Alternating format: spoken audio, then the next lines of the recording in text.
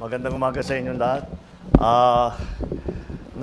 Tinawag ko kayong lahat ngayong umaga dahil may nagpaalala sa akin na tatlong buwan na ang nakalipas mula nung aking SONA na ating sinimulaan ang pag-imbestiga tungkol sa mga anomalous na flood control project. Kaya't ito ay ang aking report sa taong bayan kung ano na ang mga pangyayari mula nung SONA ko at kung ano na ang ginagawa. Dahil siyempre marami dito sa ating ginagawa ay hindi na isa sa publiko. At kaya't nagtatanong ang tao, ano na ba nangyari mula nung SONA? Kaya't isa-isay natin at I will just go through the main points and we will provide you with a briefer with a more detailed explanation after the press conference. No? Meron naman tayong prepare na mas detalyado dito sa aking sasabihin ngayon. So, mula nung matapos ng 2 linggo, mula ng SONA, binuksan na natin yung sumbong sa Pangulo website para makareport ang taong bayan na diretso sa akin. At mula noon, nakatanggap na yung sumbong sa Pangulo website ng more than 20,000 na report na ibinigay.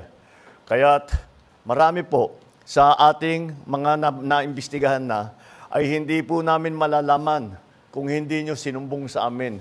Napakahalaga ng impormasyon na ibinibigay ng taong bayan sa ating pamahalaan na madaming impormasyon na hindi namin makukuha kung hindi sa inyong sumbong. Kaya ipagpatuloy po ninyo yung inyong pag-report sa amin kapag meron kayong nakita na dapat tignan, dapat imbestigahan, dapat pag-aralan. Noong Agosto ay personal kong na-inspeksyon ang mga iba't ibang flood control project. Napunta ako sa Iloilo, nakapunta ako sa Kalumpit at saka sa Baliwag. At doon maliwanag ay na isang mga halimbawa ng mga flood control project na hindi tinapos o ghost project talaga, hindi man naumpisahan at naging basehan ng ating pagtuloy-tuloy na pag-imbestiga.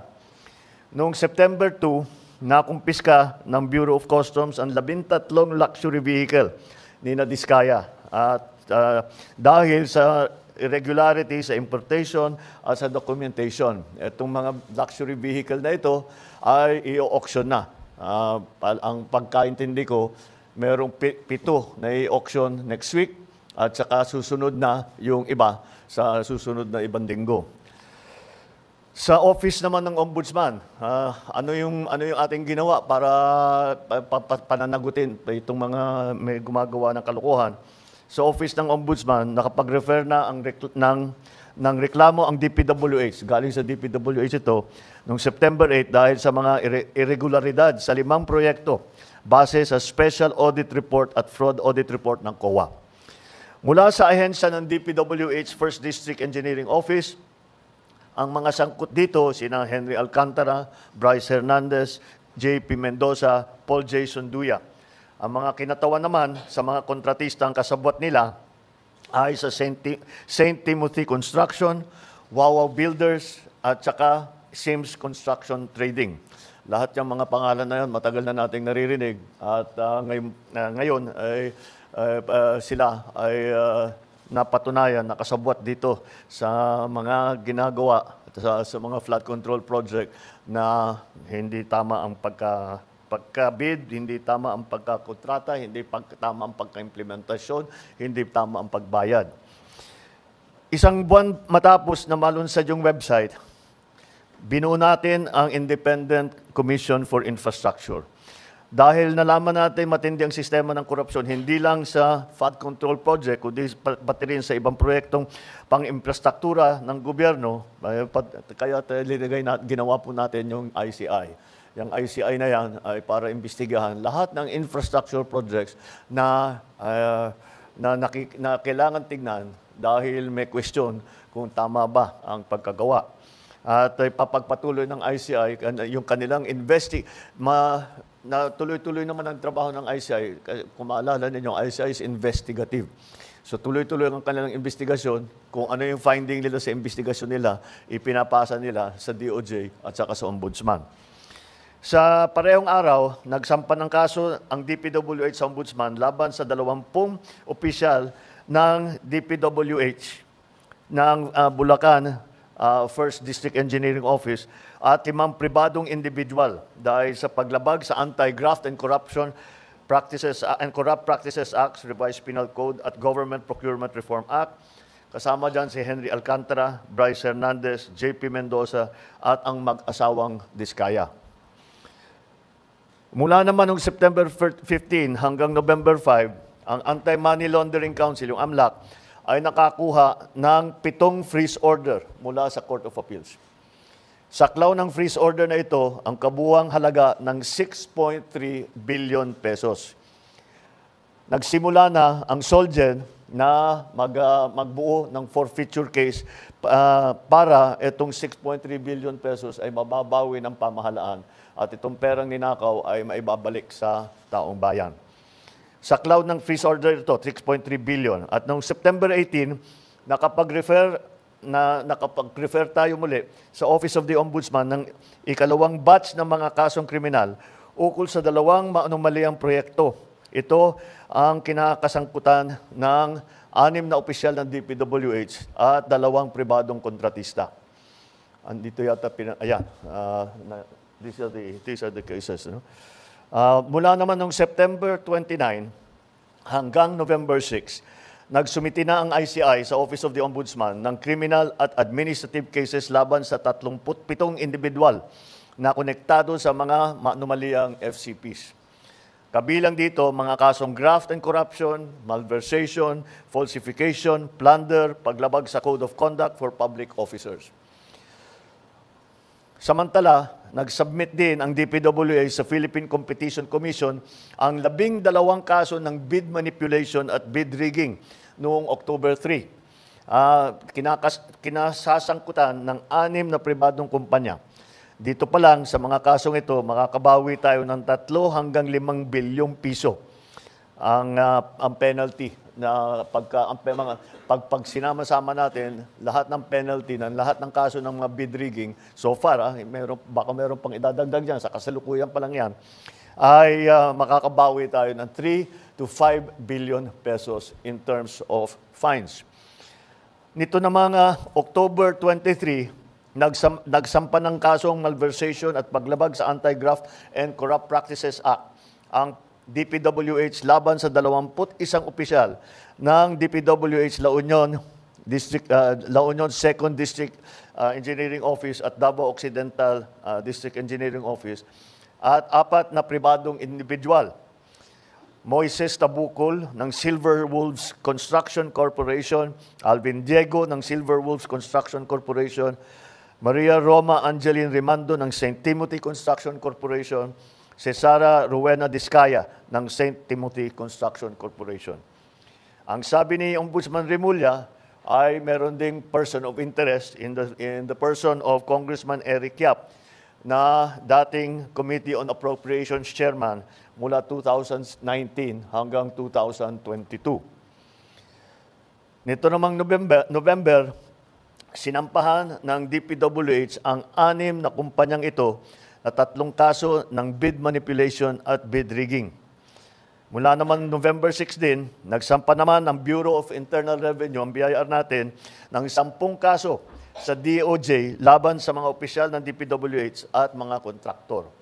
Umaabot sa 8.86 billion pesos ang kanilang tax liabilities. Ito ang mga tax na ang buwis na hindi nila binayaran at nakita ng BIR upon investigation. At ngayon, nakasuhan ngayon sila upang mabawi ang kanilang utang sa gobyerno dahil sa buwis na hindi nila ibinayad. At siyempre, may mga multa yan dahil sila hindi nagbayad. Ito ay tax liabilities na sangkot sa mga kasong tax evasion at failure to file accurate information. Tinutukan din ng administrasyon ang mga reforma para sa mga ahensya upang matiyak na magagampanan nila ang kanilang mga tungkulin at maiiwasan ang mga anomalya at irregularidad sa mga proyekto. Sa Public Works, sa DPWH, nagpatupad ng blacklisting mula sa mga kontrata ng gobyerno sa lahat ng kontratistang sangkot sa ghost or substandard na mga proyekto. Noong October 23, formal na nakipagtulungan ang ahensya sa AMLAC upang mabantayan at maibalik ang pondo ng bayan na nawala dahil sa korupsyon. Naglabas ito ng special issuance of the construction materials price data noong October 23. Layon nitong pababain ang mga presyo ng mga materyales para sa construction ng mga proyekto ng pamahalaan. Aabot sa 50% ang maibabawas sa presyo upang maiwasan ang overpricing. Dahil talagang titignan natin, market price na. Ang hindi pwedeng ibahin o baguhin o masyadong malayo sa market price ang mga materyales na ginagamit dito sa mga flood control project at sa mga lahat ng infrastructure project.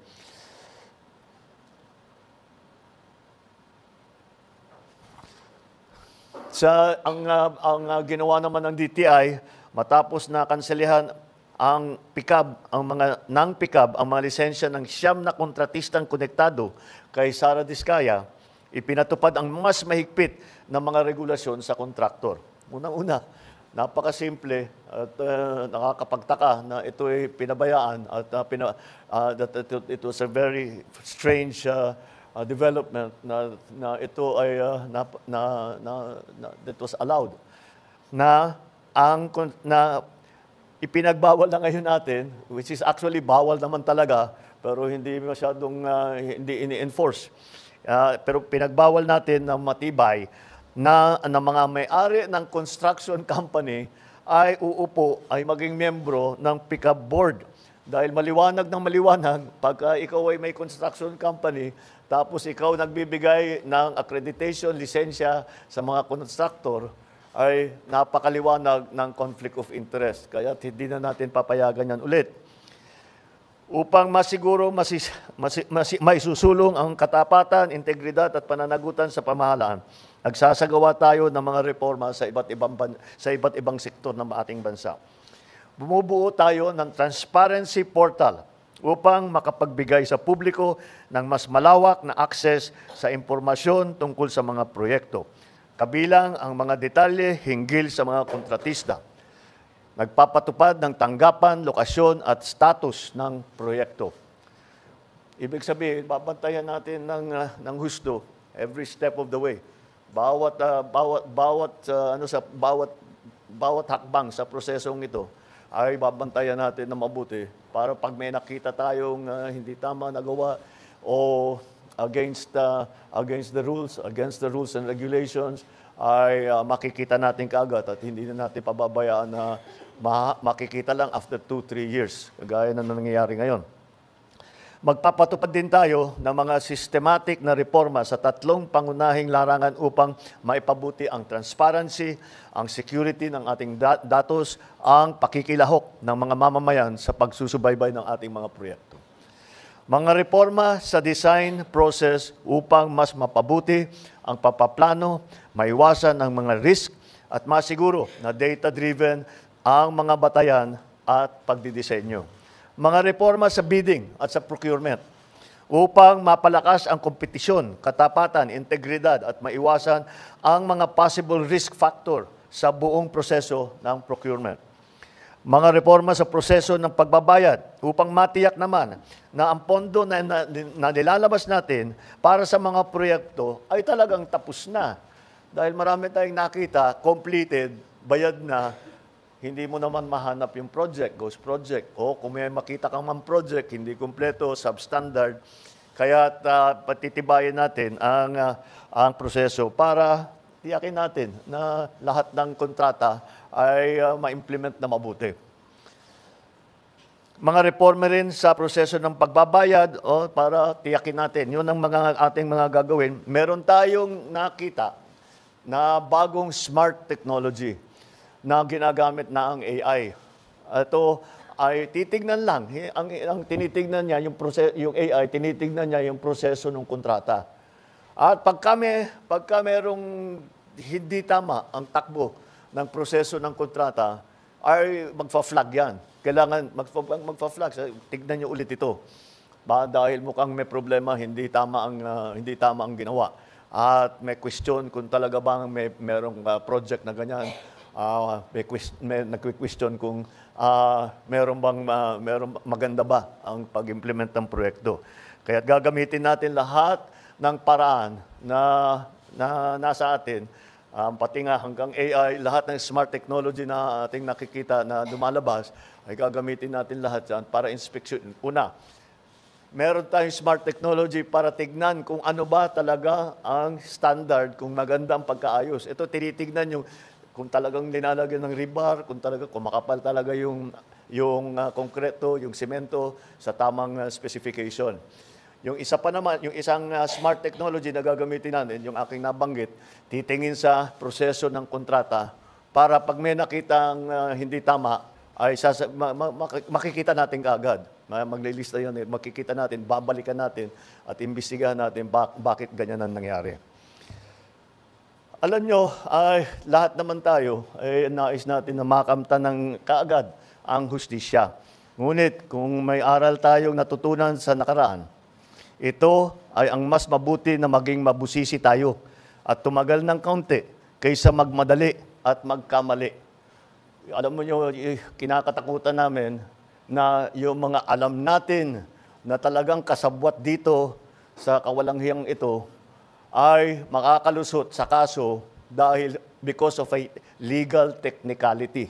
Dahil nagkamali tayo sa pagbuo ng ebidensya, dahil hindi maganda ang ating pagpresenta ng kaso, o nakalimutan natin pumirma sa isang dokumento, yung mga maliliit na bagay na ganyan, nalalaglag ang kaso dahil dyan. Kayo, mga reporter, alam na nyo, nangyayari talaga yan.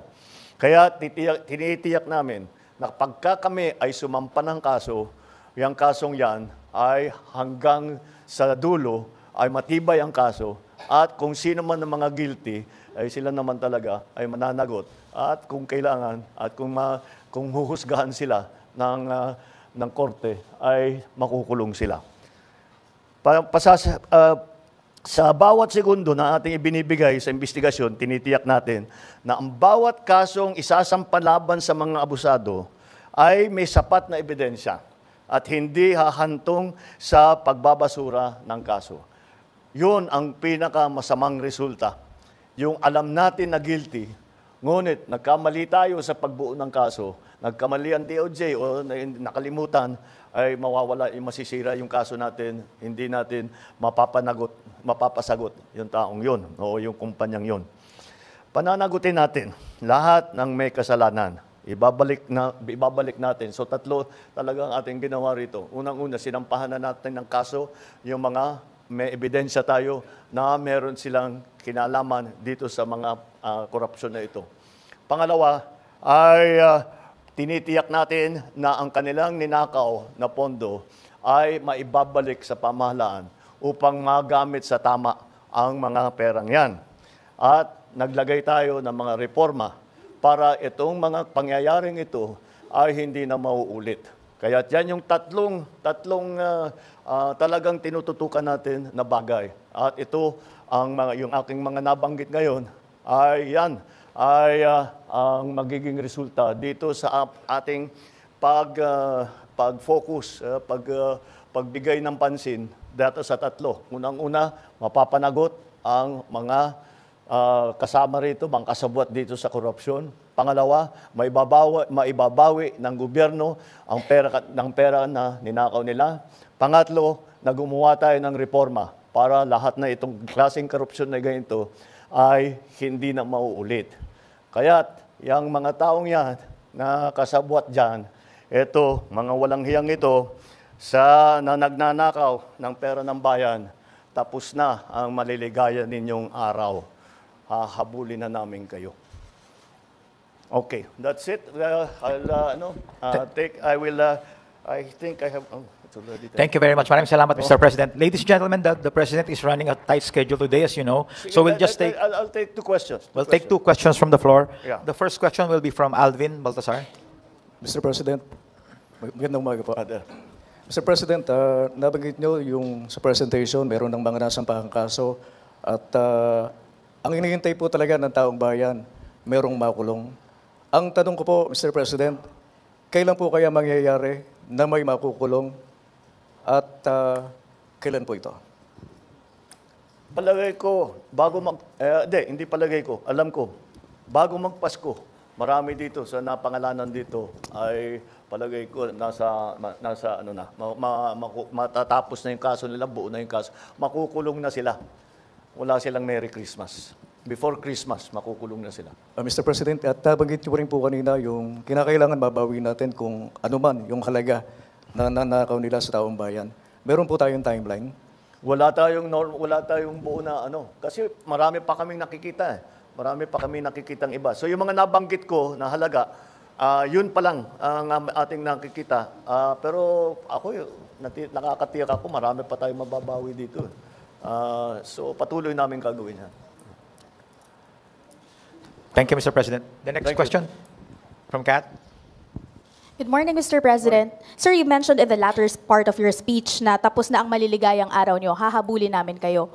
The nation's question is, why is former Congressman Zaldico's passport not yet canceled? And what is the government doing to actually either convince him or force him to return to the Philippines? I think that's best directed at the lawyer because it's a legal answer. And the legal answer is because hindi pa nasampahan ng kaso, therefore the request for the cancellation of his passport cannot yet be made. However, when that time comes, we will immediately cancel his passport. I'm not a lawyer, so I'm not the best person to explain it. But that's the procedure. You have to give grounds for the cancellation of the passport, and those grounds will be based on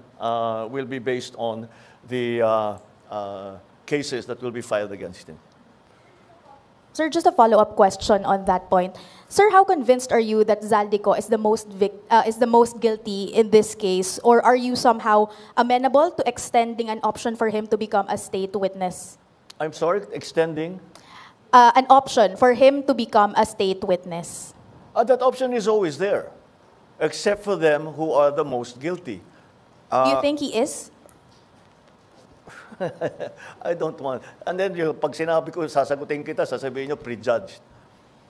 Let the courts do their work. Let the judges do their work. Yun ang sa kanila. Mr. President, one more question, please. While we navigate this corruption scandal, the economy is taking a hit. Yep. The peso hit an all-time low yesterday. Third quarter GDP is at 4%. The stock market is at pandemic levels. What is the plan to recover investor confidence? At ano ho ang plano para sa economic recovery? Well, the reason that we had that is that there really was a downturn in economic activity. You have to remember that it's not only because of these problems. Yung bagyo, yung nawala na working days sa ekonomiya natin because of climate change. And you have to also remember the situation, the global situation. We are not the only ones suffering the shocks that come from the new trade structure that has been imposed on the rest of the world. And so we are all adjusting to that. Kaya yung mga growth rate na lahat ng grupo all around the world is falling. But marami tayong measures na ginawa because the public spending now will be increased, and to make sure that by the end of the year that the levels of public spending are according to our original plan. So mababawi natin yung nawala sa third quarter. Sir, one more point on your presentation. Very obvious, very noticeable po na marami sa mga pangalan binanggit ninyo, DPWH officials, contractors, pero kakaunti, if at all, yung mga nabanggit na legislators who are. Well, no, they're part of the list. We'll give you the complete list. I just didn't go through them because there are like 37 of them. So you'll get, as I said, you'll get a briefer, which will which will give you more detail on all of the things that I've said today. Is the speaker former speaker included in the list, sir? I don't think so because the only evidence that has been made against him is in the Senate. So I don't know. We don't. No, with the speaker, no. Not as yet. Not as yet. If something else comes out, then he might have to be answerable for something. So, again, we don't file cases for optics. We file cases to put people in jail or to make people answer. I know that there are many, many suggestions of who else we should file cases against. Well, we're fine with that. Provide us the evidence and we will file cases against them. Kaya sinabi ko, napakahalaga yung sumbong sa Pangulo dahil marami kaming nakukuhang impormasyon dyan. So, pagpatuloy ninyo yung inyong pagsumbong. At bigyan nyo kami ng lahat ng ebidensya na meron kayo para magamit natin, para kasuhan kahit sino. Walang immune dito walang exempted dito sa mga investigasyon nito. All right? All right, thank you very much, Mr. Thank President. you. That concludes our press conference.